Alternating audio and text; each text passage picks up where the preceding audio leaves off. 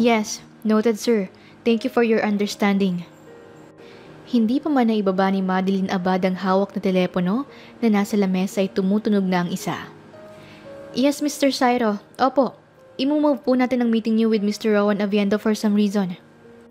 Pagbibigay alam niya sa kausap na negosyante. Narinig niya ang tila pagkabwisit ng matanda sa sinabi niya. Basta na lamang din siya binabaan ng tawag nito. Padabog na ibinalik ni Madeline ang hawak kasabay ng pagpikit.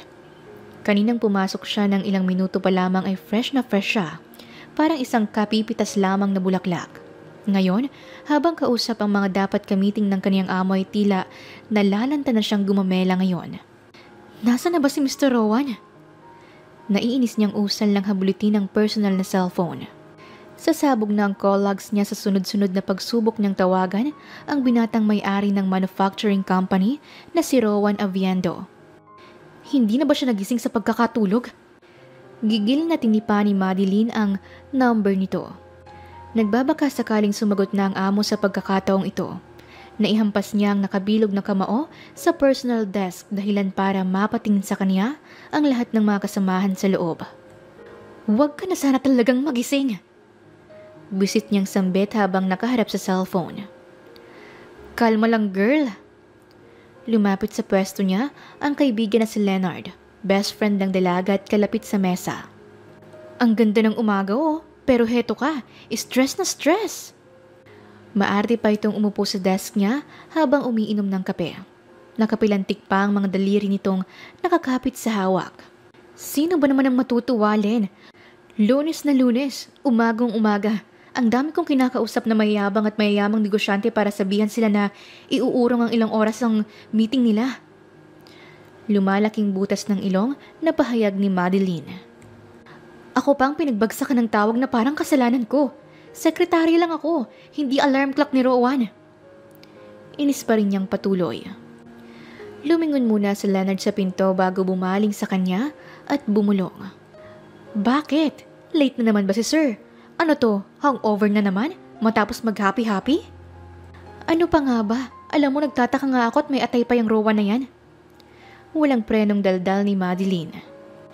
Natawa naman si Leonard sa walang habas niyang pagtawag sa pangalan ng among ilang taon na niyang pinagsisilbihan. Ano kayang problema ni sir, no?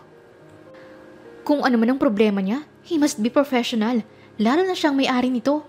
Dapat maging maganda siyang ehemplo sa mga employee niya. Alam mo, kung mabibigyan lang talaga ako ng pagkakataon, sisipain ko talagang mukha niyan palabas ng earth. I really hate Rowan Aviendo. Good morning. Sabay-sabay silang napatayo sa mesa. Pumasok ang among pinag-uusapan nila. Kinakabahang nagkatinginan sina Madeline at Leonard. Inaakalang narinig nito ang huling sinabi niya. Parang artistang kukunan ng litrato si Rowan nang alisin ng sunglasses na suot. Good morning everyone. Paus na bati pa nito. Sumagot naman silang lahat sa binata habang pormalang tayo at hitsura. Binato ng tingin nito si Madeline. Miss Abad, in my office. Kumando nito bago naglakad papasok sa sariling opisina. Napaikot ang mga mata ni Madeline. Gustong-gusto niya talagang datingan ni Rowan. Nuknukan ito ng yabang. Mr. Rowan, after 1 minute kailangan na po nating magpunta sa Rison Cafe for Mr. Cyro and... Nabiti nang isusunod niya nang itaas nito ang kamay habang nakayuko pa rin ang ulo. Naitikom ng dalagang bibig at hinintay lang itong mag-angat ng muka. Can you give me a moment? Masakit pa ang ulo ko. But sir, we have already changed the meeting schedule. Yung 8 in the morning naging 10. At ngayon kung babaguhin pa natin baka naman magalit na si Mr. Cyro. Katwiran niya. Kaninong galit ka ba takot? Kumurap ang mata ni Madeline. Nakagat pa niya nga ang labi matapos marinig yon kay Rowan. In the first place, sino bang boss mo? Dagdag pa ng binata. Kayo nga ang boss. Wala naman kayong kwenta. Late na, may muta pa sa mata. Bulong niya nang itagilid ang muka. Just get me a coffee. Masakit ang ulo ko. Mayabang na inikot nito ang swivel chair paharap sa magandang view. Nang gigigil na itinaas ni Madeline ang ballpen para kunyaring ibato rito. Wala siyang nagawa kundi magpapadyak dahil sa inis. Tapon-tapon ang hinahalo niyang kape dahil sa padabog na paraan niyang pag-iikot ng kutsara rito. Oh, bakit nandito ka pa? Hindi ba meeting niyo ni Mr. Sairo? Tanong ni Leonard sa kanya. Yung magaling kong amo, kuno, masakit ang ulo. Uunahin pa yung pag-inom niya ng kape kaysa harapin yung matandang negosyante. Paano yan? Cancel na naman. Ikaw na naman ang makikiusap kay Mr. Sairo. Napapikit si Madeline. Buti sana kung madaling kausap yung matandang yon. At saka, nakakahiya na dahil may ilang ulit nang napopostpone ang meeting nila. Sir, hindi na niya inaidiretso ang sasabihin ng madatnan si Rowan. Nakayukyuk sa lamesa at tulog. Wow! Ginawa pang hotel suite ang opisina niya. Pikon na pikon at nakangiti niyang aniya. Ano nga bang trabaho ang mauumpisahan ni Rowan kung ganito ito? Mukhang kulang sa tulog at may hangover pa. Ilang linggo na ba itong irresponsableng CEO? 3? 4? Pero hindi naman ganito si Rowan noon. Ano bang nangyayari rito? Nang marinig ni Madeline ang paghilik ni Rowan, ay mas nanggigil siyang kutusan ng tuktok ng ulo ng binata. Hindi yata lumabas si Sir Rowan. Sabay-sabay silang lumabas ng kumpanya. Hilot-hilot ni Madeline ang likod ng balikat. Parang siya na ang may-ari ng kumpanya. Ginawa niyang lahat ng trabaho na dapat ang CEO ang gumagawa, except ang mga meeting na talagang dapat si Rowan ang humarap. Ano bang pinagdadaanan nun, Madeline? Usisa naman ni Leonard. Hindi ko alam at wala akong pakialam. Labas na yung mga issue niya sa buhay kapag nasa trabaho na. Giit niya. Baka broken-hearted? Yun ang narinig ni Madeline na hula ng iba nilang kasamahan. Iyon rin ang naisip niyang dahilan ni Rowan kaya ganon ka-distracted. Papungas-pungas pa si Madeline nang tumunog ang kanyang cellphone. Kapipikit lamang ng kanyang mga mata. Sarado pa rin yun nang hanapin ng kamay niya ang tumutunog na side table. Hello? Inaantok niyang tanong. Is this Madeline Abad? Yes. Sino ba to? Irita niyang saad ng hindi maging pamilyar ang boses ng kausap. Mukhang unregistered number yon. Dapat pala, tiningnan niya muna bago sinagot para hindi na nasira ang araw niya. This is Michael. I'm the owner of Goodbye Bar. And so? Iritang sambit ni Madeline. Well, your boss Rowan is here. Drunk dead. Kaswal nitong sagot. So ulit. Naiinis niyang kinusot ang mga mata bago tumihaya. Ano naman kasi kung lupaypay na si Rowan sa pagkalasing? Sekretary ka niya at ikaw ang nakalagay sa contact person niya in case of emergency. Natawa ang dalaga, kasabay ng pagbangon paupo. May ngiti siyang hindi makapaniwala sa labi habang pailing-iling. Kailan pa niya ako naging magulang? Bisit na sambit niya sa kabilang linya. Bago siya malasing, ikaw ang binili niyang tawagan ko sa oras na hindi siya makauwi. Apparently, yung number mo lang ang laman ng call logs niya. Busy ako, Miss Madeline, kaya puntahan mo na si Rowan dito. At bakit ko naman? Naputo lang sasabihin niya ng isang busy tone ang narinig mula roon. Karamihan ng nakakasalubong ni Madeline sa bar ay mga hindi na makagulapay. Babae, lalaki, halo-halong mga tao. At matindi ang amoy ng alak dito. Nakakunot noong tinakpan ng dalagang butas ng ilong. Nag-iinom naman siya pero sa tuwing may okasyon lang o kaya nagkayayaan sila ni Leonard. Pero dear Lord, hindi naman siya ganitong parang binaril na ilalabas sa lugar na pinag-inuman. Kaya niyang kontrolin ng sarili. Hindi katulad ng mga ito. Hindi katulad ng amo niyang pasani na si Rowan. Bumakas na naman sa imahe ni Madeline ng pagkairita habang pumapasok sa loob. Magulo, mausok, at mas maingay sa dance floor. Natagpuan agad ng mga mata niya ang isang binatang nakahiga sa tila maliit na sofa. Naninipis ang labing humakbang siya palapit doon. Bumaba ang tingin niya sa ilang bote ng alak na nagkalat. Kailan pa ako naging tsimay mo? Mahina niyang sinipa ang nakalaylay nitong kamay sa sahig. Magulo-gulo ang buhok ni Madeline nang magkamot. Nagmasid pa siya sa paligid. Sa totoo lang, hindi siya makakatagal sa bar na ito ng ilang minuto. Miss Madeline, Lumingon siya sa isang lalaking lumapit.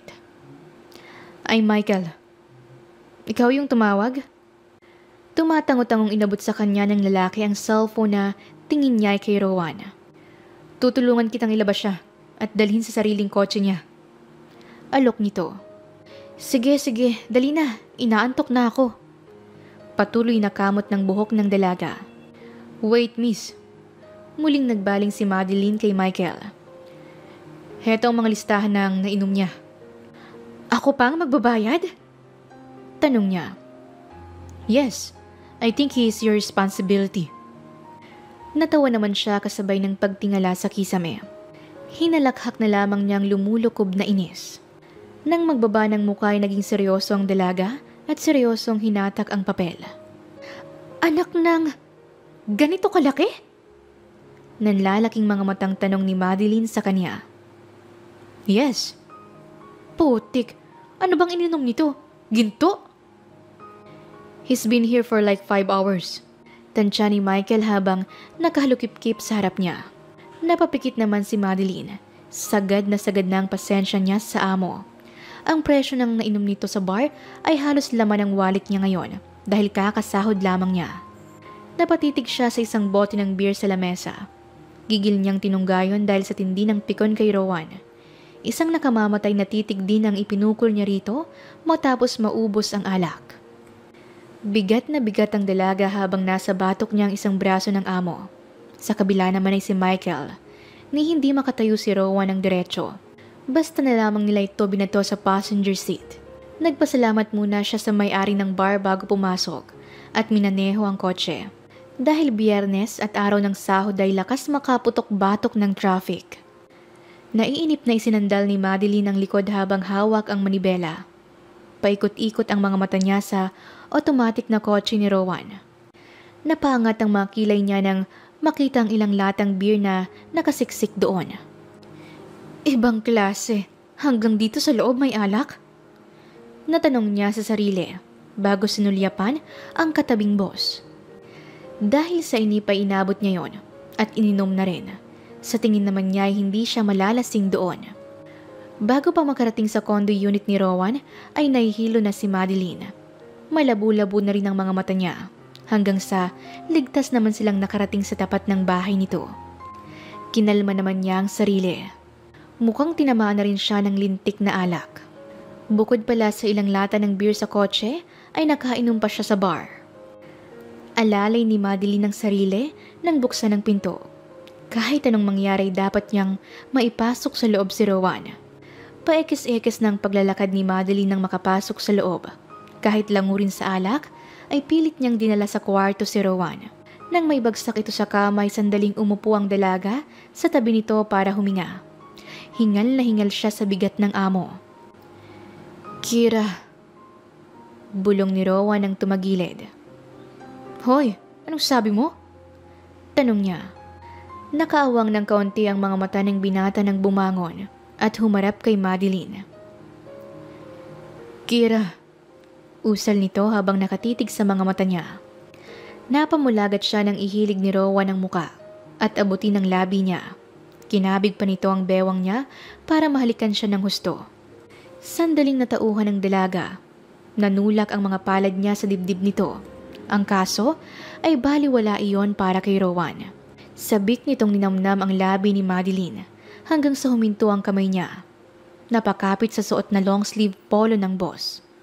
Basta na lamang ipinikit ni Madeline ang mga mata. Inawang niya rin ang labi dahilan para malayang magawa ni Rowan ang nais nito at tuloy na silang nakalimot. Ang halik na pinagsasaluhan nila ay tila batunay. Halik na dinadala sila sa langit. Sa paraisong sila lamang ang nakakaalam. Ang huling nagawa na lamang ni Madeline ng ihigasyan ni Rowan ay pumikit ng mariin. Hindi na rin siya makaatras dahil sa tama ng alak at sa tamis ng labi ng binata. Parehong bumaling sa gitna ang nakapikit na si Rowan at Madeline. Lumapit pa ang binatang nag-aakalang unan ang yayakapin. Marahang nagmulat ang kanyang mga mata. Isang nakabibinging sigaw ang pinakawalan nilang dalawa.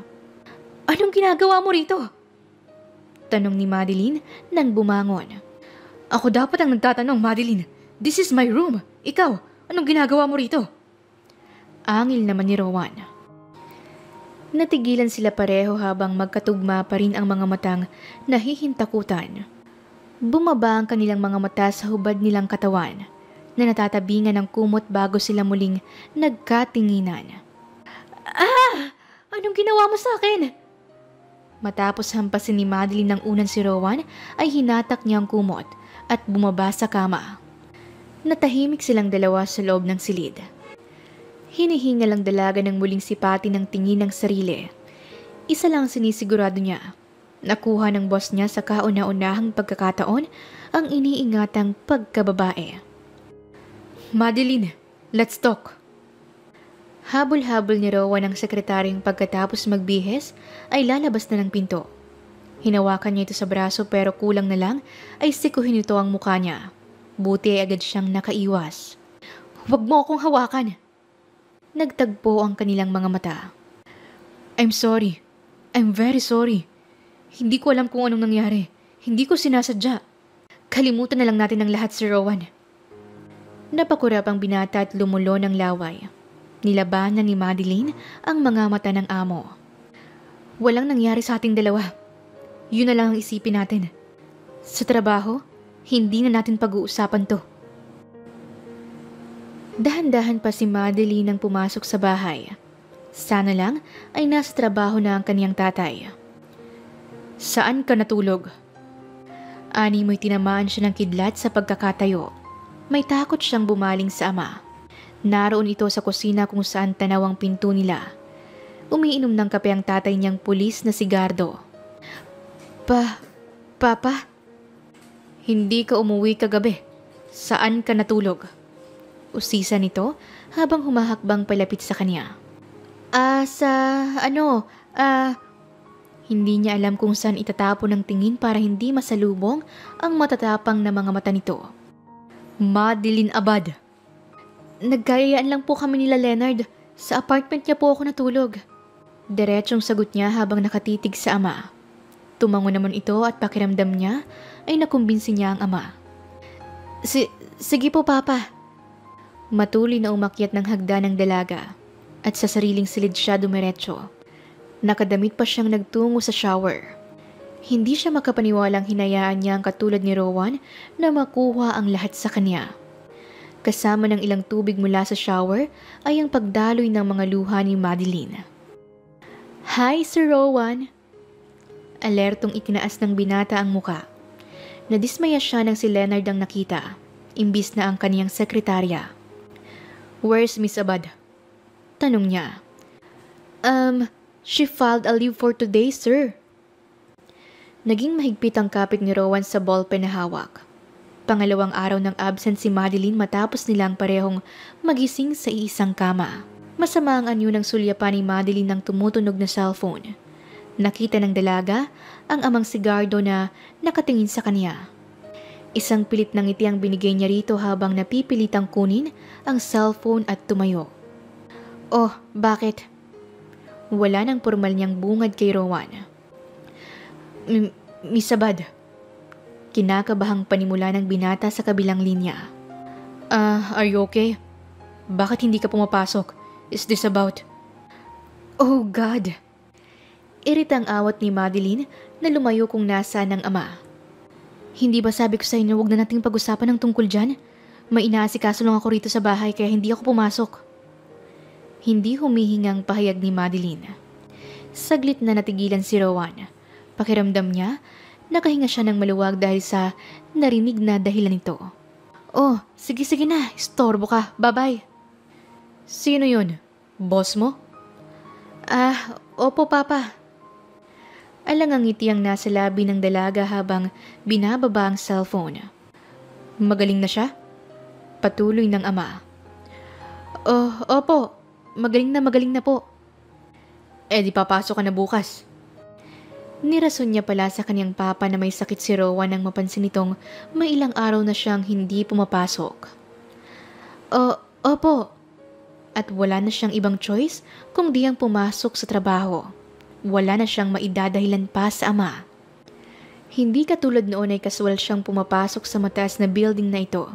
Ngayon ay hindi na. Abot-abot ang pagtaas ng kanyang dibdib dahil sa kaba. Paano niya haharapin si Rowan na parang hindi nito nakita ang lahat sa kanya? Paano niya haharapin ito ng pormal? Hoy girl, bakasyon in grande ka ha? Sumampa si Leonard sa lamesa niya nang makitang paupo na siya roon. Hindi siya kumibo at inilagay ang ilang gamit sa pwesto. Ay, cold person ka na yata ngayon. Ani yan ng bakla. Napakunot noo si Madeline pagkatapos napahawak pa sa ilong. Tiningnan niya ng masama ang kaibigan. Ang baho ng pabango mo? Ha? Inamoy ni Leonard ang sarili. Hindi naman ako nagpapalit ng pabango. Ito pa rin ang gamit ko noon. Dagdag pa ng kaibigan. Natigilan ang dalaga. Buntis yan? Patawa-tawa ang asar ni Leonard. Saktong duman si Rowan sa kanila. Aksidenteng nagtama ang kanilang mga mata. Naging kakaiba ang parehong pintig ng kanilang mga puso. Napalabas si Rowan ng opisina nang mapansin sa siwang ng kanyang glass wall na nagkakagulo sa labas. Okay ka lang, Madeline? Naabutan niya ang lahat ng empleyado na nasa lamesa ng sekretarya. What's happening here? Tanong niya mula sa likod. Sir, nahilo po si Madeline. Muntik na rin po siyang himatayin. Paliwanag ni Leonard na pinapaypayan ng dalagang nakaupo. Lumapit siya sa mga ito. Pinagmasdan niya si Madeline at kung may anong kabang dumapo sa kaniyang dibdib. Ayos lang ako. Tugon ni Madeline bago sinulyapan si Rowan. Miss Abad.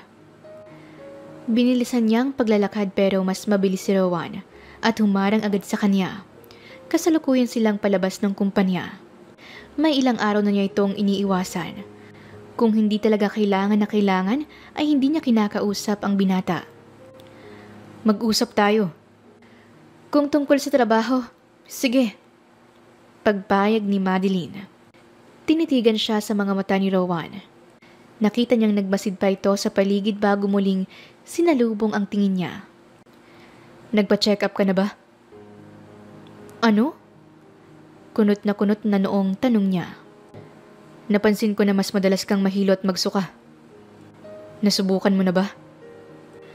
May nakain lang akong kakaiba si Rowan. Huwag kayong advance mag-isip. Yun lamang at umalis na ang dalaga sa harapan nito. Lingid sa kaalaman ni Rowan ay nababahala na rin si Madeline sa nangyari sa kanya.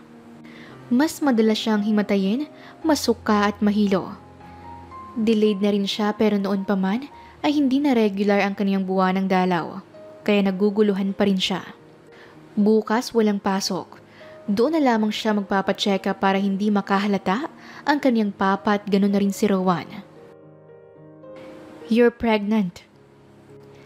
Laglag ang mga balikat ni Madeline matapos sabihin iyon ng kaharap niyang OB-GYN. Bumilis ang tibok ng kaniyang puso kasabay ng panlalamig ng mga palad. Pakiramdam niya ay nagkulay ubi pa siya dahil sa narinig. You're 2 weeks pregnant, Miss Madeline Abad. Ulit ng doktora. Nagmamadali siyang lumabas ng klinik. Hinang-hina ang kaniyang mga binti habang hawak ang ilang resulta na ginawa sa kanya. Hindi pwede to. Kapos hininga si Madeline habang umiiyak. Napaupo siya sa kung saan at doon ibinuhos ang mga luha. Kung ganoon, nagbunga ang isang gabing pinagsaluhan nila ni Rowan. Nabuntis siya ng kaniyang boss. Napahinto si Rowan ng may lumipad na papel sa kaniyang mga paa. Yumuko siya at kinuha yon. Huminto ang tibok ng kaniyang puso ng idiretso ang likod at mabasa ang naroon. Hindi siya nagkamali. Tama na sundan niya ang sekretarya rito sa isang OB-GYN clinic. Sir Rowan? Napatayo si Madeline habang napatak ang mga luha. Nang mag-angat ng tingin ng amo niyang nasa di kalayuan, ay nabingis siya sa tibok ng puso. You're pregnant. Sambit ng binata. Come on, ihahatid kita. Kinuha ni Rowan ang braso niya. Hindi siya makalingon dito dahil sa sari-saring emosyon na mayroon. Please, Madeline. Habang lulan ng kotse ay tahimik silang dalawa. nakikita ng dalagang pasulyap-sulyap ng kanyang boss sa kanya. I knew it. Buntis ka. Nang magising si Rowan katabi ang sekretarya, ay may nabuo ng idea na baka nagbunga ang nangyari sa kanila. Wala naman siyang nakikitang lalaking dumidikit rito at matinong babae si Madeline. At ang bata sa tiyan nito ay alam niyang 100% na sa kanya. Hindi niya alam kung anong mararamdaman, kung masaya ba siya o ano. Anong gagawin natin? Natanong ni Rowan ng isadlakang likod sa kinaupuan. Hindi ko alam. May mga luha pa rin na usal ni Madeline. Marahang bumaba siya sa hagdan para pumasok. Gusto niyang libangin ang sarili. Baka mabaliw siya dahil sa iniisip. Madeline. Hindi na nagawa ng dalaga na ibaba ang isang paa sa huling baitang ng kanilang hagdan nang makita roon ang ama. Kumisap ang kaniyang mga mata nang magtagpo ang kanilang mga mata. Madilim na madilim ang anyo ni Gardo. Sinong ama ng anak mo? Nahigit ni Madeline ng hininga. Hati at puno rin sa pagkabigla at takot ang imahe niya habang nag-iipon ng mga luha. Papa? Naiiyak niyang usal. Nakita niya kung paano lumukot ang mga daliri ng kaniyang ama sa hawak na papel kung saan siya galing na klinik. Hindi niya alam kung paano nito nakuha ang bagay na yon, kahit na pinagkatago-tago niya. Pero ano pa nga bang inaasahan niya? Isang magaling na pulis si Gardo. Pansin na rin nito ang lagi niyang pagsusuka. Sino? Napaigtad si Madeline sa lakas ng boses ng ama. Umiiyak siyang nagtungo rito at tumingala. Papa, pasensya na po. Iyak niya. Sinong ama ng bata? Mahina pero delikado nitong wika. Napatungo ang dalaga habang nakakapit sa damit ni Gardo. Parang hindi kayang lumabas sa bibig niya ang pangalan ng kaniyang boss. Mr. Rowan Aviendo. Napahinto ang binata sa paghakbang. Kabababa pa lamang niya ng kotse. Natuod siya sa pagkakatayo ng magdugtong ang kanilang mga mata ng isang lalaking nakadamit pang pulis. Nakatayo ito sa gilid ng sariling motor. Bawat tapak ng mga paa ni Gardo ay napapaatras si Rowan. Lalo na't naaaninag niya ang matinding galit sa matatapang nitong mga mata. Paatras ng paatras ang binatang walang kakurap-kurap. Hinagip ni Gardo ang kwelyo ng polo ng binata at gigil na hinarap. Napapikit si Rowan sa labis na lapit ng mukha ng pulis. Walang hiya ka! Panagutan mo ang anak ko! Talsika ng mga laway nito sa gwapong anyo ng binata. Bumao naman ang bawat letrang sinabi ng kaharap. Marahan siyang nagmulat ng mga mata. Papakasalan mo siya? O malalaman ng lahat na nabuntis mo ang sekretarya mo? Nanginig ang buong katawan ni Rowan sa lahat ng mga naririnig sa lalaki at ama ni Madeline. Anong ginagawa mo rito? Takang-takang dalaga nang makita sa sala at nakaupo ang binatang amo. Nagtagpo ang kanilang mga mata at malungkot ang nababasa niyang emosyon doon bago bumaba ang tingin sa kanyang tiyan.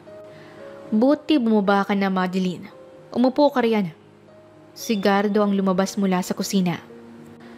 Papa, pinuntahan niyo po ba si Sir Rowan? Oo, at nag-usap na kami. Papakasalan at pananagutan ka niya. Kaswal na tugon ng kanyang amang umupo sa kaharap na silya ni Rowan. Binalingan niya ng tingin ng binata bago hindi makapaniwalang binalikan ng tingin ang kanyang papa. Pa, walang mangyayaring kasal.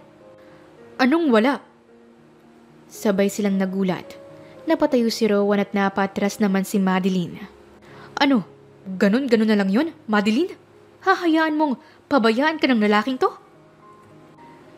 Papa, tumigil ka na sa pagsulungat sa desisyon ko. Buntis ka at dapat kang panagutan ng boss mo.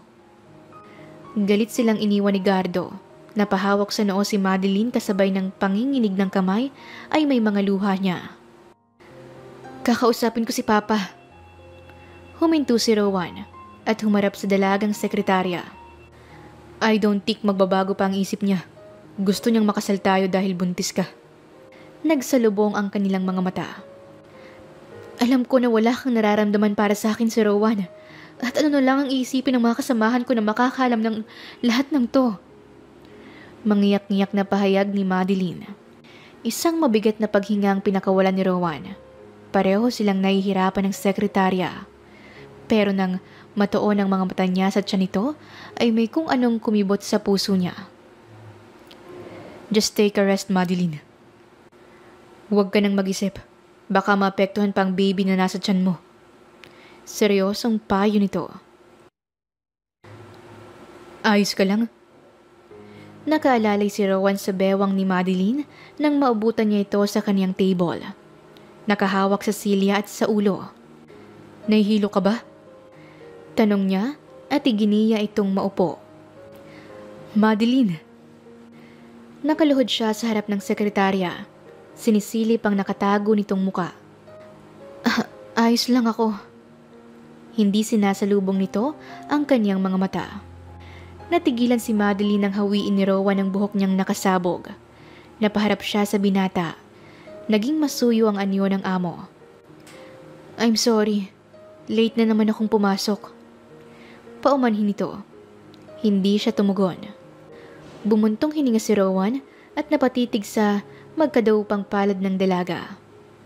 May ilang araw na niyang inaasikaso ang kasal nila sa West. Iyon ang napagkasunduan nila ng papa ni Madeline. About our wedding. Ang sabi ko, huwag na nating ituloy. Tumayo pa ang dalaga dahilan para tumindig na rin siya. Kakausapin ko si papa. Hindi tayo pwedeng magpakasal dahil wala naman tayong nararamdaman para sa isa't isa. Pero may anak tayo, Madeline. Natahimik ito habang umiiyak at nagkatitigan sila. Alam kong hindi mo ako gustong pakasalan, Sir Rowan. Ayokong matali sa lalaking hindi ako mahal at hindi ko rin mahal. Seryoso at tumutulong mga luhang giit ni Madeline. Kailangan nating gawin to, Madeline. Pinagbantaan ako ng papa mo at alam kong magiging iskandalo ito kapag nagkataon. Naikuyom ng dalaga ang mga kamay.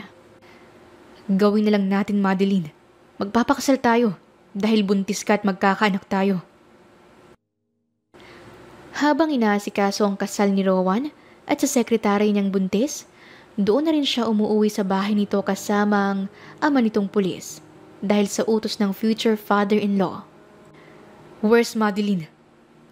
Nag-aarkong makilay na usisa ni Rowan nang lumabas ng opisina at hindi makita ang sekretarya sa lamesa nito. Nagsi-CR po yata, sir. Hindi na naituloy ni Leonard ang pagsagot ay lumayas na agad siya. Madeline. Napahinto siya sa paghuhugas ng bibig sa gripo nang marinig ang kaniyang boss sa labas. Hanggang sa bumukas ng pinto ay nag-aalalang lumapit ito sa kaniya. Anong nararamdaman mo? Nagsusuka ka na naman ba? Hinawakan pa nito ang likod niya. Bakit kayo pumasok dito? Baka may makakita sa atin. Lumayo pa ng kaunti si Madeline sa kaharap. Why don't you file for leave, Madeline? Seryosong tanong nito sa kanya. No. Agad niyang hindi pagsang-ayon. Umalis siya sa harapan nito. Humugot pa siya ng ilang tissue at nagpunas ng labi. Maselan ng pagbubuntis mo. At kung magtatrabaho ka, baka kung anong mangyari kay baby. Sige, anong irarason ko kapag nagtanong si Leonard? Natahimik si Rowan. Sasabihin ko magmamaternity leave ako kasi nabuntis mo ko. Akala mo madaling sabihin yun sa kanila, si Rowan? Nilinawan pa niyang pagkakabigkas ng dalawang huling binanggit na salita. Kung gaano kahirap ang desisyon na ginawa mo na pakasalan ako, ganun din ako.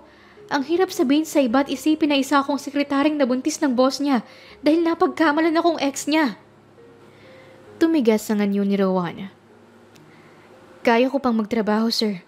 Kaya ko ang sarili ko at ang pagbubuntis ko. Yun lamang at lumabas na ng comfort room si Madeline. Bakit hindi ka pa natutulog? Patuloy lamang siya sa pagharap sa laptop. Yung trabaho niya kanina ay dinala niya sa bahay dahil maaga siyang pinauwi ni Rowan kahit na ayaw niya. Madeline. Tawag nito sa kanya nang umupo ito sa kama. Ano? Napipika niyang baling dito. Matulog ka na. Gabi na. Baka makasamayin sa baby. Sagot ni Rowan habang nakasandal na sa headboard ng kama niya. May tinatapos lang ako. Ako nang magtatapos. Kinuha nito ang laptop sa mga hita niya. Ano ba, Sir Rowan? Tutol ni Madeline ang kaso ay nakatutok na ang mga mata nito sa screen ng laptop. Wala na siyang nagawa kung hindi hayaan ng kanyang boss. Hinawi niyang nakatakip na kumot. Ang kaso, pinigilan din iyon ng asawa. Ano na naman? Saan ka pupunta? Diyos mio, di sa baba, magtitimpla ako ng gatas. Tugon ni Madeline habang gulo-gulo ang buhok kakakamot. Let me take care of that. Maghintay ka na lang dito. Nagtatakang sinundan niya ng tingin si Rowan. Nang masarado ang pinto ay naitikom niya ang labi. Pinipigilan ang pagguhit ng ngiti. Napapansin niya ang pagiging maalaga ni Rowan ng mga nakarang araw, lalo na sa opisina. Alam niyang nakakahalata ng mga kasamahan, hindi lang makapagtanong.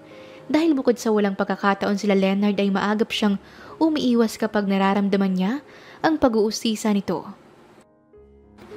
Here. Inabot sa kanya nito ang isang baso ng gatas. Kinuha niya yon at bumalik na ito sa harap ng laptop. Matapos sumimsim ni Madeline, hindi niya napigilan na magtanong kay Rowan. Si Kira, siya yung ex mo, tama? Natigilan saglit si Rowan pero kunyaring kaswal na itinuloy ang pagtipa sa keyboard ng laptop. Nasaan ba siya? Iniwan ka? Matulog ka na, Madeline. Gusto ko lang malaman, sir. Sandaling naghinang ang kanilang mga mata bago siya marahas na humugot ng hininga. Let's just say na magkaiba ang daan na tinatahak naming dalawa at hindi kami nagkikita sa gitna. Napatangos si Madeline. Mailang beses noon na nagla-lunch out si Rowan na may kasama. At sigurado siyang ang babaeng yun ang tinutukoy nito ngayon. Never niyang nakitang naging girlfriend ng boss dahil masyado itong pribado tungkol sa mga personal na bagay. How about you? Wala bang maghahabol sa'yo sa oras na malamang kasal ka na? Napatingin siya kay Rowan. Nakaharap na ito sa screen ng laptop. Dahil ayaw niyang magmukhang walang love life, mag-iimbento na lang siya. Meron. Oh, really? Saan naman? Sa opisina? At bakit gusto mong malaman? Natigilan si Rowan at naglaho ang ngiti sa labi. Pinagmasdan niyang nagyayabang na anyo ni Madeline. Maganda ang sekretarya niya at hindi nga imposibleng may magkagusto rito. Pero wala siyang nakikitang ibang kasama ng sekretarya bukod kay Leonard.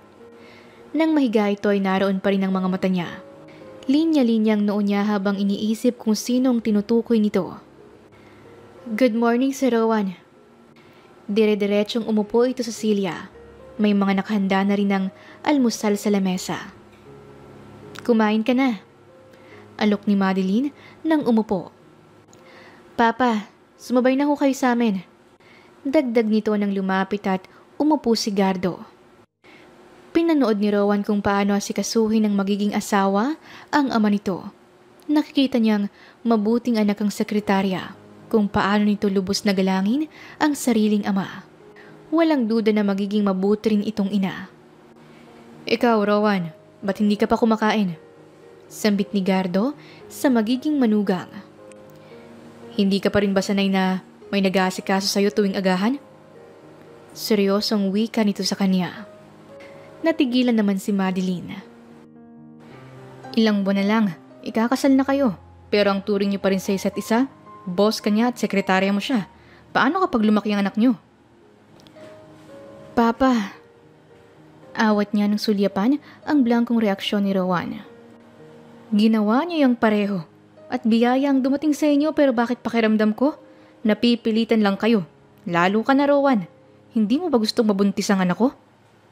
Nagkatinginan ang dalawa. Sir Rowan, Huminto ito sa paglalakad. Naroon sila sa tapat ng kanilang bahay at pasakay na sa kotse. Nakatitig si Madeline sa malapad na likod ng asawa. Napakurap siya nang pumihit ito paharap. Yung tungkol sa mga sinabi ni Papa. Hindi alam ng Papa mo ang dahilan na may nangyari sa atin ang hindi naman natin sinasadya. Hindi niya magawang huminga habang nakatitig sa mga mata ni Rowan.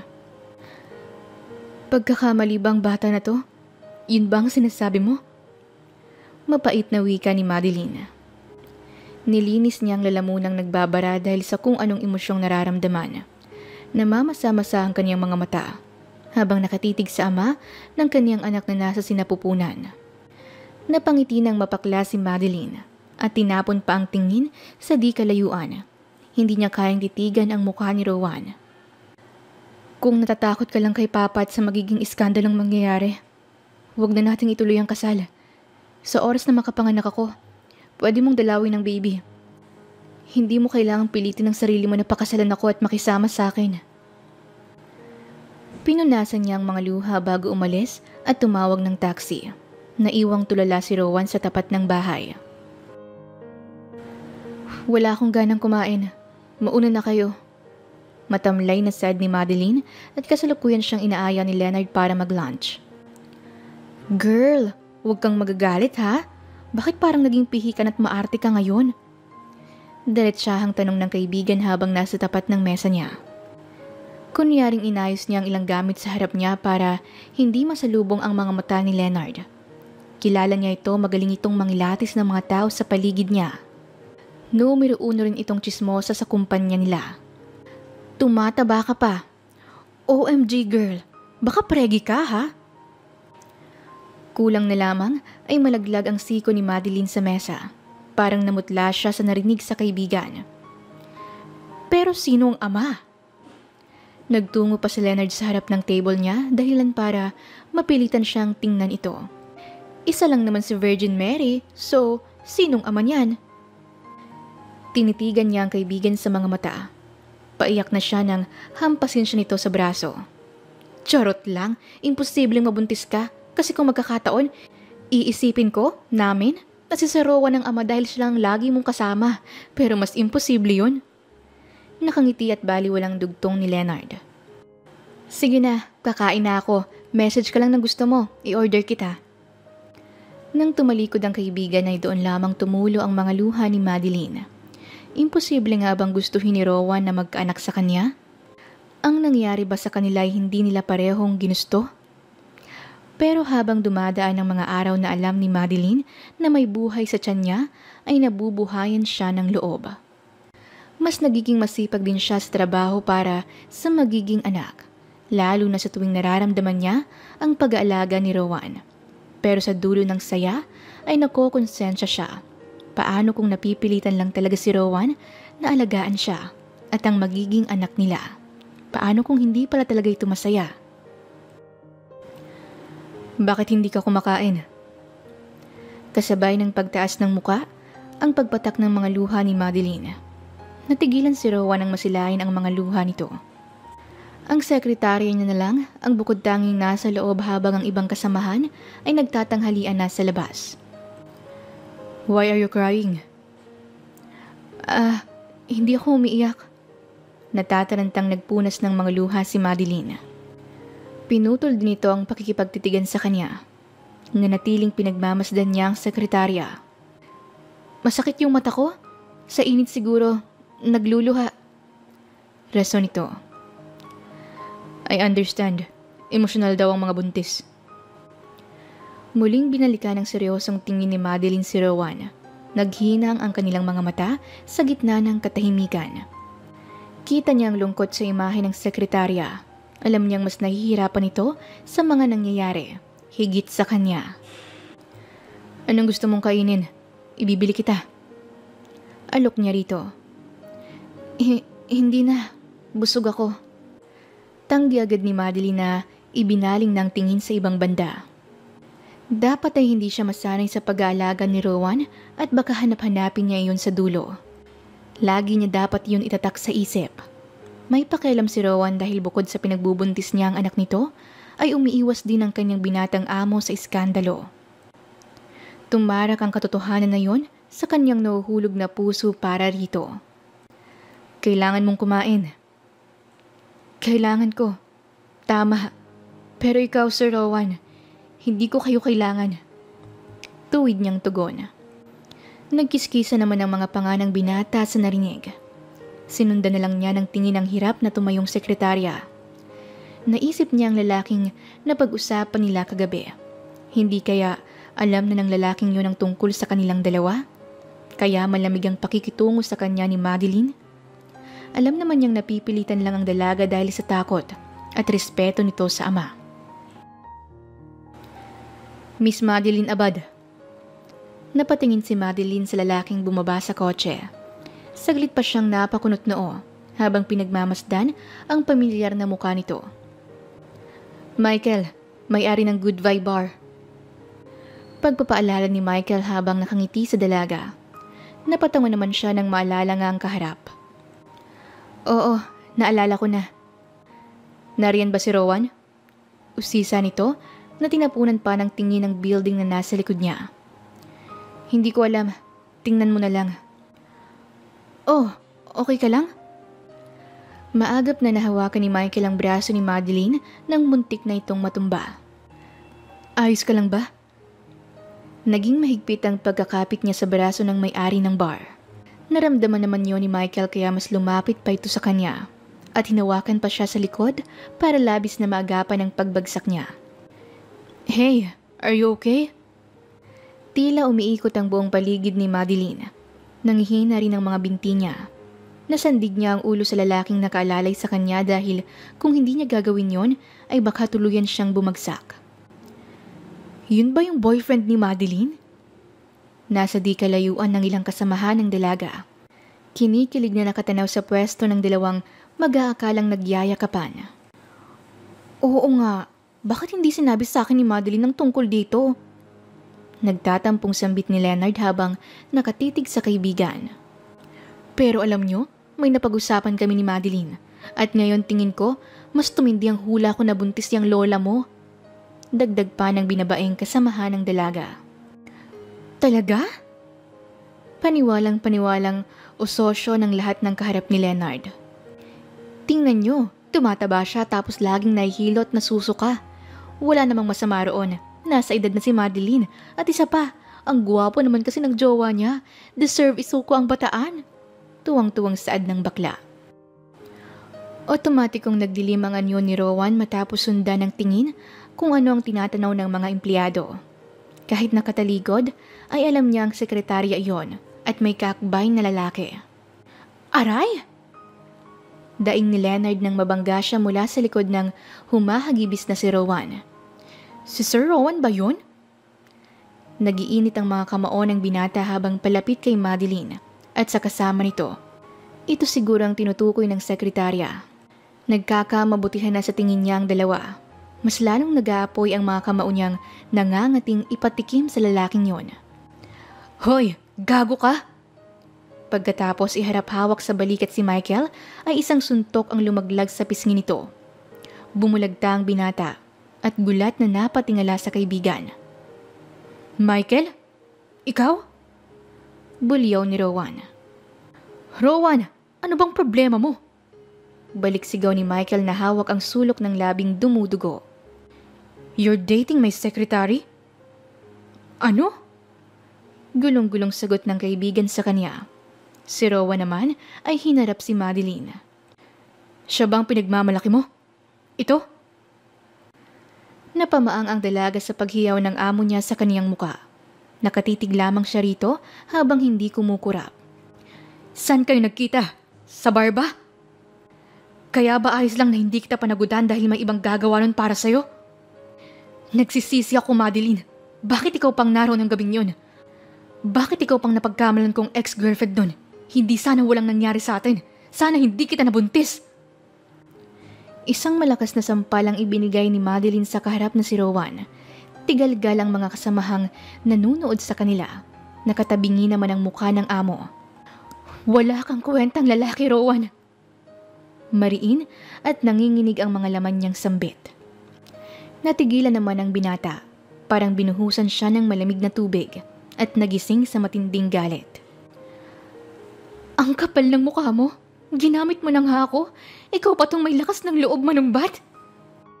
Malakas ang boses ng dalaga habang suklam na dinuduro ang pagmumukha ni Rowan. Sana nung gabing yun, hindi ka naglasing. Sana hindi ang pangalan kong nilagay mong kokontakin kung ano man ang mangyari sa'yo. Hindi sana kita sinundo at dinala sa kwarto mo. Hindi mo sana ako hinalikan at napagkamalang ex mo. Hindi sana ako buntis ngayon dahil sa kagaguhan mo. Napatakip ang mga nakangangang bibig ni na Leonard. Hindi makapaniwala sa mga naririnig na revelasyon sa sekretarya at boss nila. Halos hindi makahinga si Madeline dahil sa paghagulgol. Matagal niyang pinagkatitigan ng buong suklam si Rowan. Nang salubungin nito, ang tingin niya ay mas pinakita niyang galit dito. Huwag kang mag-alala. Hindi ko ipaako sa iyong batang to. Kaya kong manganak mag-isa. Kaya kong palakihin ang anak ko. Sigurado at maliwanag niyang bigkas. Hindi kita kailangan. Doon ka na lang sa bar. Ubusin mo ang atay mo para sa ex mo. Yun lamang at tumalikod si Madeline kay Rowan kahit medyo nahihilo. Nang muntik nang ma-out of balance, ay agad siyang inalalay ni Rowan. Bitawan mo ako! Buisit ka! Singhal niya rito. Madeline! Si Leonard ang tumakbo para alalayin ang kaibigan. Please, Leonard, samahan mo akong umuwi. Impit na iyak niya rito.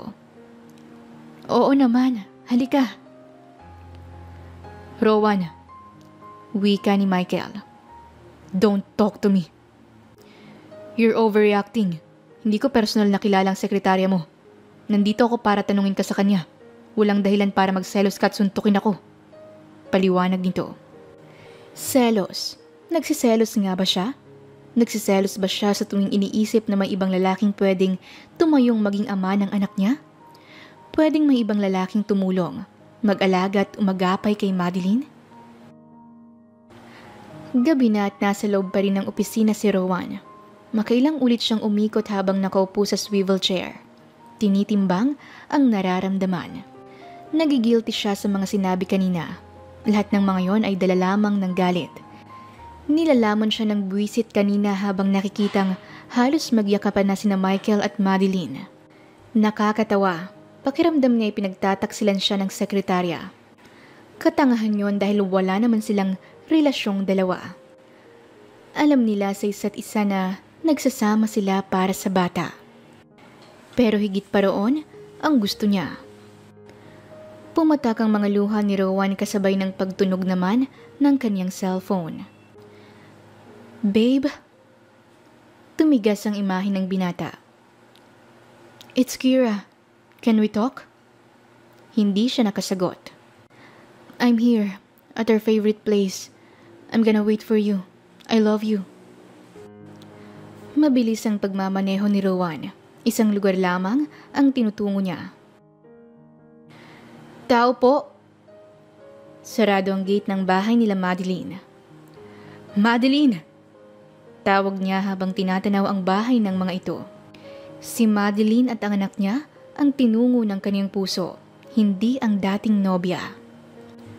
Anong ginagawa mo rito? Si Gardo ang lumabas mula roon na maagap niyang hinarap. Kahit abot-abot ang kaba, ay tinitigan niya ito sa mga mata. Sir, no, I mean Papa. Pag-iiba ni Rowan. Napatras siya nang suntukin siya nito. Tumama sa panga niya at kahit na parang umalog ang utak niya ay tinatagan niya ang katawan. Papa? Gago ko pala talaga eh. Pigilang mga luhang bumaling si Rowan kay Gardo. Nagmatapang siya para sa kanyang mag-ina. Pagkatapos mong pagkamal ng anak ko na ibang babae at binuntis siya, tatawagin mo akong papa? Galit na galit ang mga mata nitong namumula at nagpuputo ka ng mga ugat sa leeg. Patawarin niyo ako. Alam kong pagkakamali ko. Pero nandito ako para magbayad ng kasalanan ko at itama ang mga nasabi at nagawa ko. Nanginginig niyang tinig. Hindi na kailangan. Kaya ko. Kaya naming itaguyod ni Madeline ang magiging anak niya Sir! Pero naisarado na ng ama ni Madeline ang gate. Lumapit siya rito at ilang beses tinatawag ang pangalan ng sekretarya. Madeline! Mahinang hinahampas ni Rowan ang gate nila Madeline. May daladala pa siyang bouquet ng roses at mga pagkain. Iho! May lumapit sa kanyang matandang babae na lumabas sa katabing bahay ng sekretarya. Sina Madeline ba ang hanap mo? Oo, nariyan po ba sila? Tanong niya. Ay, noong madaling araw, nakita ko na umalis silang mag-ama. Ho? Pinagbebenta na rin nila ang bahay nilang iyaan.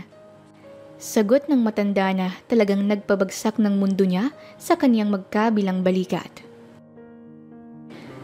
Leonard. Pagod at parang daladala niya ang lahat ng problema ng mundo.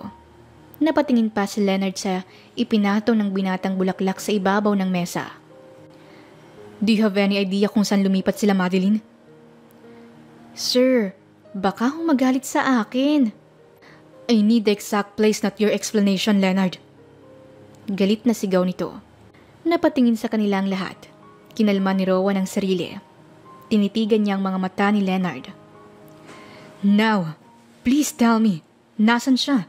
Nasaan ang mag-ina ko? Seryosong tanong niya. Napahinga ng maluwag si Madeline. Tumayo siya mula sa pagkakaupo sa kama. Nagtungo siya sa tapat ng bintana. Nakikitira sila sa kanyang tiyahin dito sa probinsya. Matapos ang nangyaring panunumbat sa kanya ni Rowan. Isa lang ang napagtanto niya. Ang batang nasa tiyan niya para kay Rowan ay isang pagkakamali. Pero para kay Madeline, ang magiging anak nila ay isang biyaya. Nang gabing yon ay may halo man na alak ang wisyo, ay sigurado siyang bukal niyang ibinigay ang sarili kay Rowan. Kung bakit? Yun ang hindi niya alam. At sana malaman niyang dahilan sa mga susunod pang mga araw na malayo siya rito. Tumutulo ang mga luha niya ng hawakan ng nakaumbok na tiyan. Huwag kang mag-alala, anak.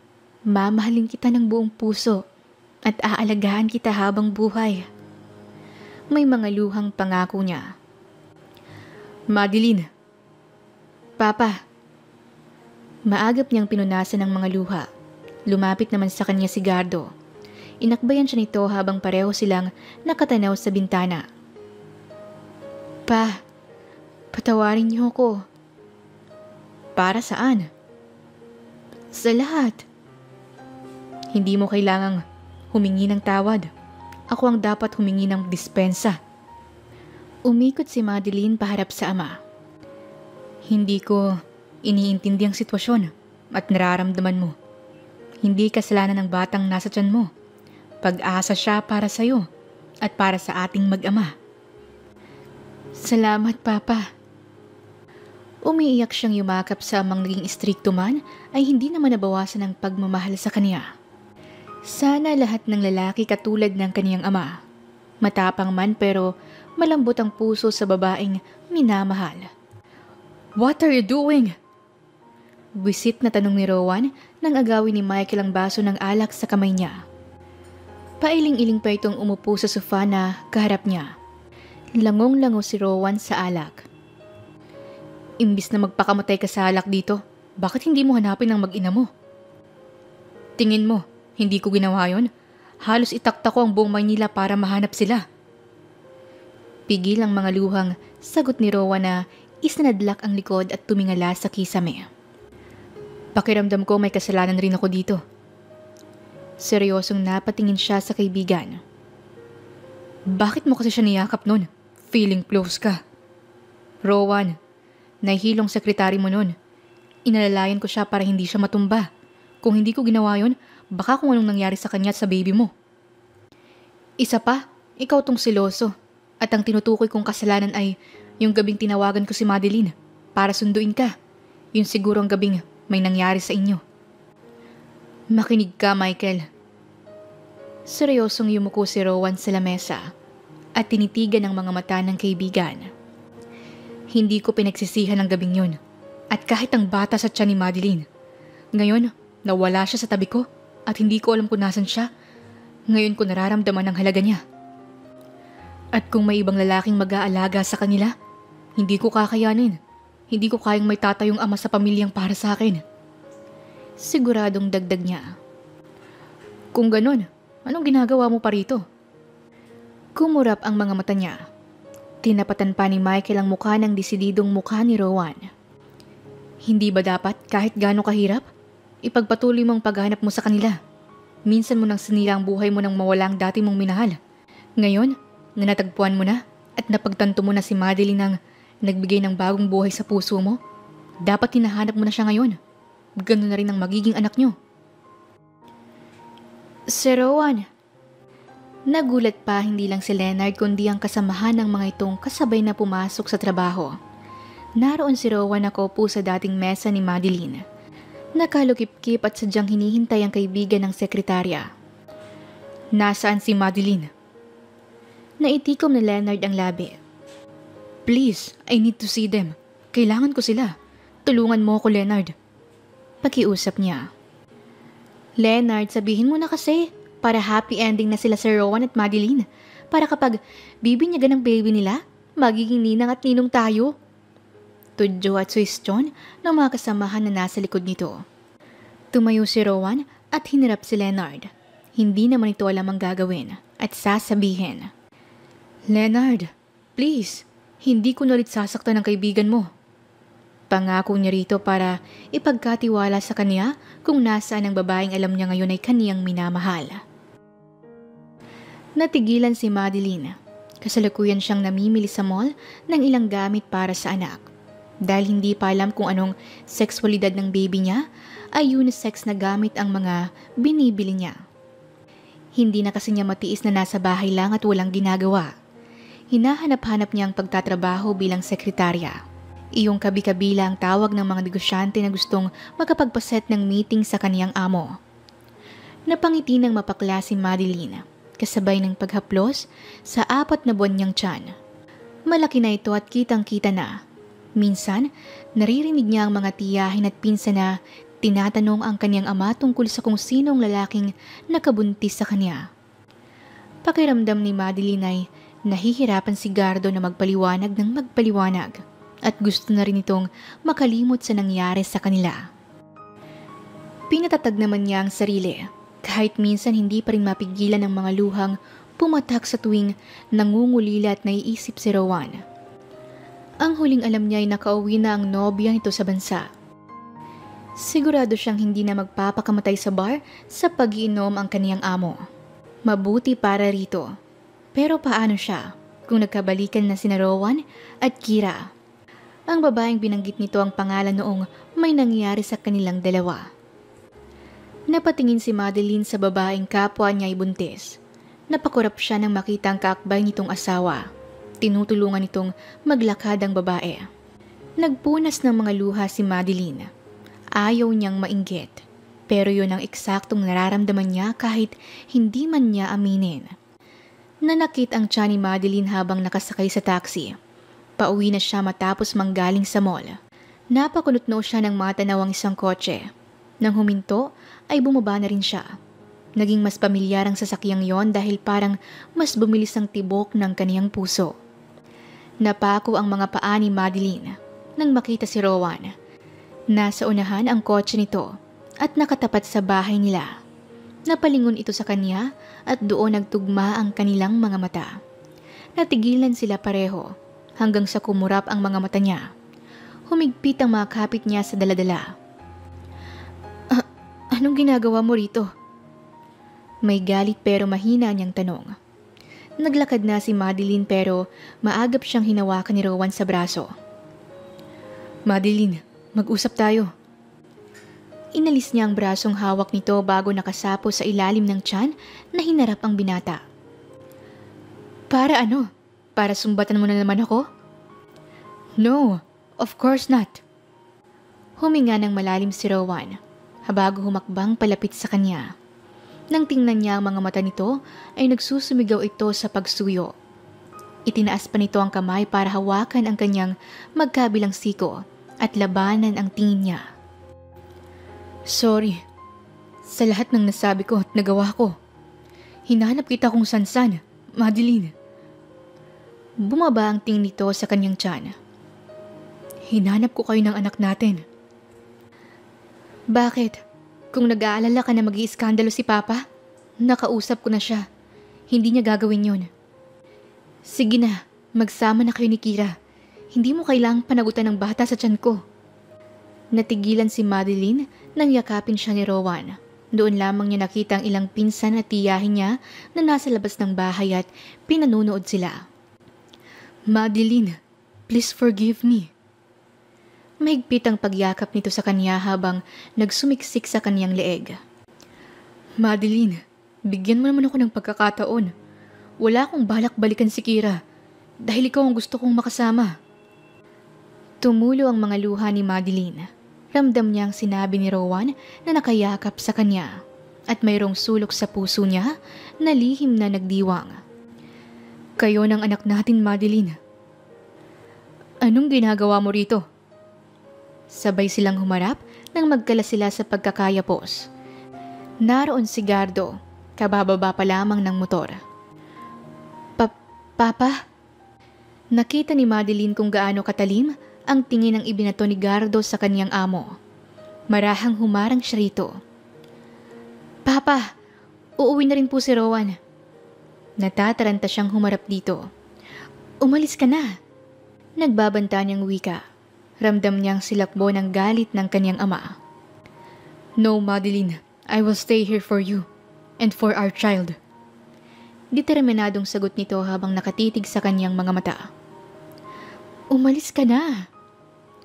Marahang hinila ni Gardo ang buntis na anak palayo kay Rowan, pero maagap na pinigilan ng binata ang braso ng kanyang dating sekretarya. Sir, please, huwag niyong ilayo sa akin ang anak niyo at ang magiging anak namin. Pakiusap nito. Rowan! Awat ni Madeline sa kanya. Pero tinignan ni Rowan ang kanyang papa. Nakikita niyang tapang sa anyo nito, tapang na handa siya. Handa silang mag-inang ipaglaban. Tatanggapin ko lahat ng suntok galing sa inyo, Sir Gardo Abad, kung ang kapalit nun ay ang pagbibigay ng pagkakataon para maging ama at maging asawa kay Madeline. Ama? Asawa? Nagpapatawa ka ba? Panunuya ng matandang pulis sa kanya. Akmang lalapit ito kay Rowan nang humarang si Madeline. Pakiusap, Papa. Hindi niya kayang masaktan ng kanyang ama ang magiging tatay ng kanyang anak. Pauwiin mo na yan kung ayaw makahanap ng sakit sa katawan. Yang baklang yan. Gigil na banggit ni Gardo na pilit dinuduro ang binata. Hindi ho ako uuwi. At talagang hindi ka uuwi. Tingnan natin ang tibay mo. Papa! Napasigaw si Madeline nang makitang sinugod ni Gardo si Rowan. Bitbit sa magkabilang kwelyo habang galit na galit ang anyo.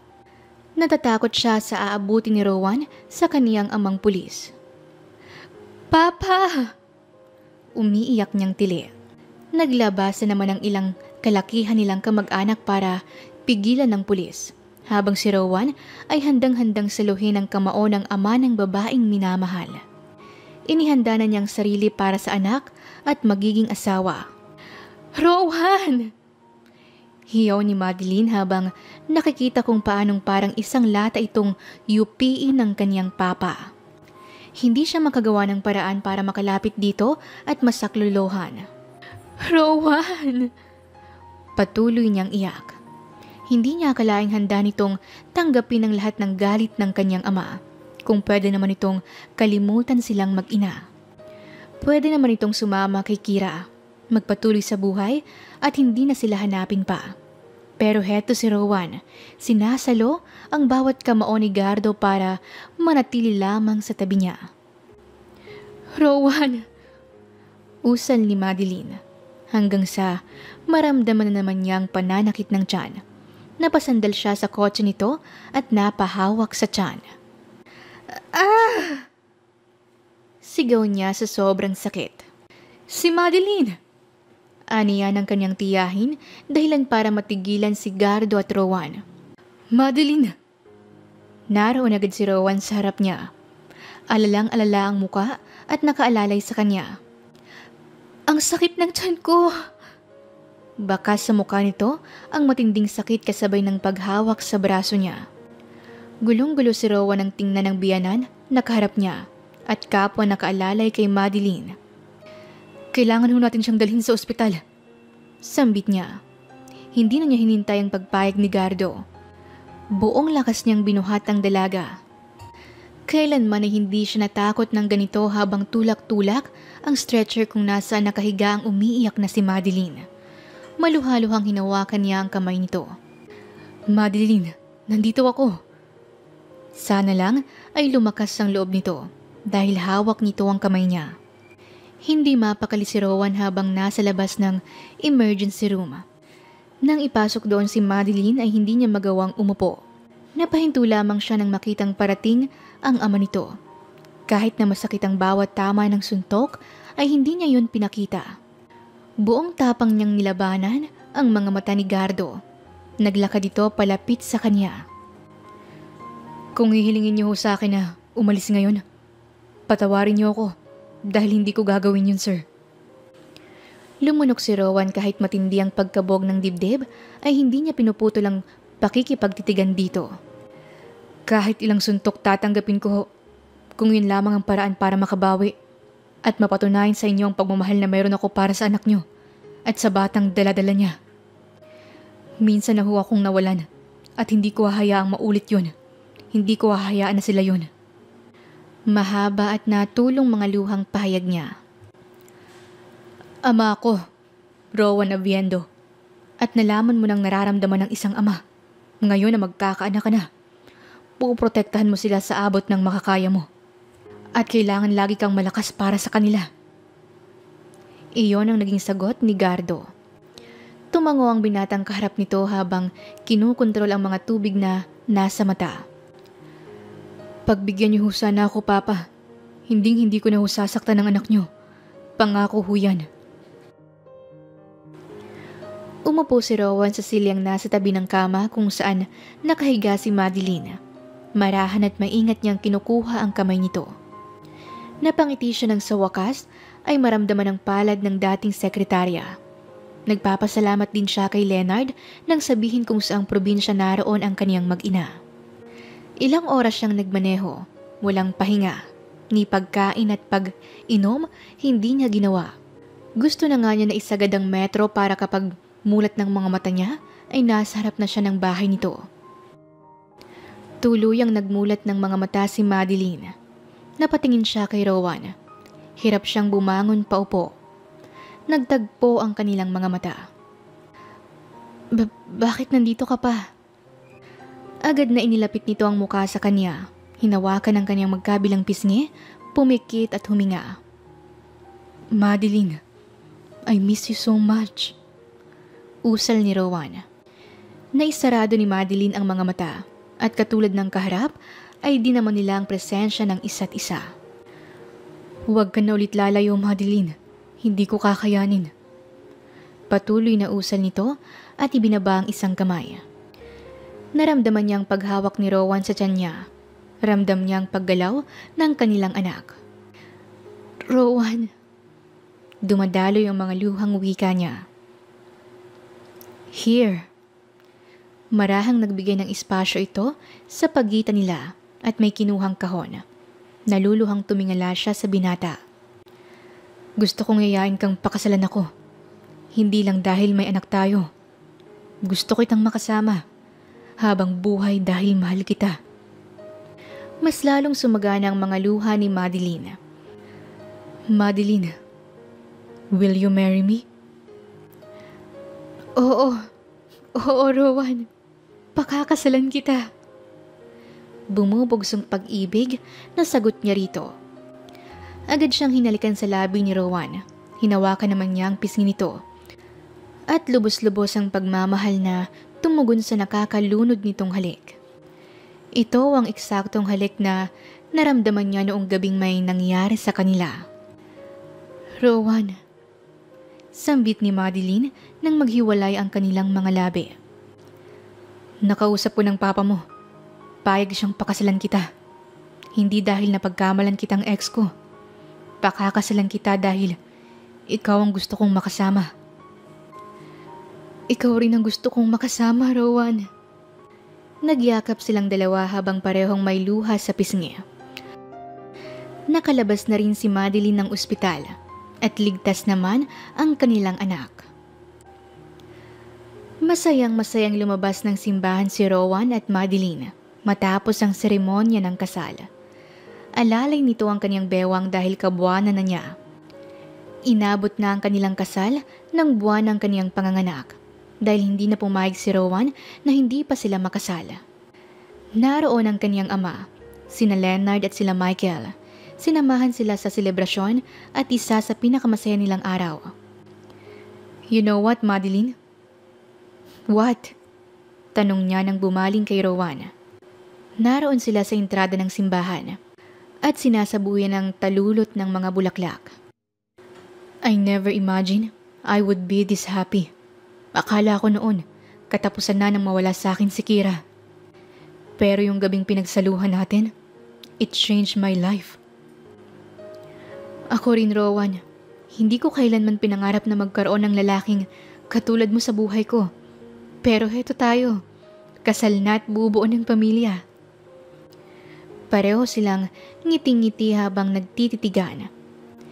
Siguro, ganun talaga ang buhay. Maraming sorpresa. At isa ka na roon, Madeline. You're my biggest and most beautiful surprise. Dinampian ng isang halik ni Madeline ang asawang hapit-hapit siya sa bewang at punong-puno ng pagmamahal na pinagmamasdan siya. Aalagaan at iingatan kita habang buhay. Pangako yan. Kayo ng anak natin.